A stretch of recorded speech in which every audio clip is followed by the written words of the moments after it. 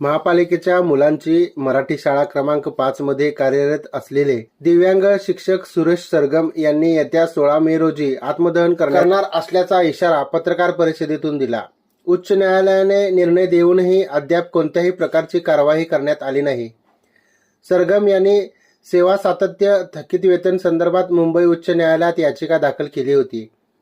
त्यानंतर न्यायालयाने 4 आठवड्यात सेवा सातत्य व इतर लाभ लागू करण्याचे आदेश दिले होते।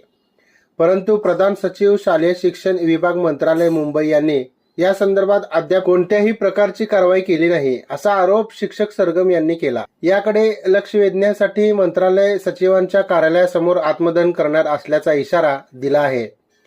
मागील सेवा सातत्य द्यावे, 20 महिन्यांचे थकीत वेतन मिळावे, कालबद्ध पदोन्नती मिळावी, वरिष्ठ व निवड वेतन श्रेणी द्यावी, पेन्शन लागू करावी आदी मागण्या असल्याचे सरगम यांनी सांगितले। तर चंद्रभागाबाई अंतर्गत प्रशालेमध्ये जे आम्ही काम केलेलं होतं अपंग एकात्म शिक्षण योजना या अंतर्गत, तर त्यावेळेस मागील सेवा सातत्य किंवा काहीही लाभ दिलेले नव्हते। म्हणजे समावेशनाच्या वेळेस महानगरपालिकेच्या इथे आल्यानंतर त्यांनी कुठलेच काही लाभ दिले नव्हते।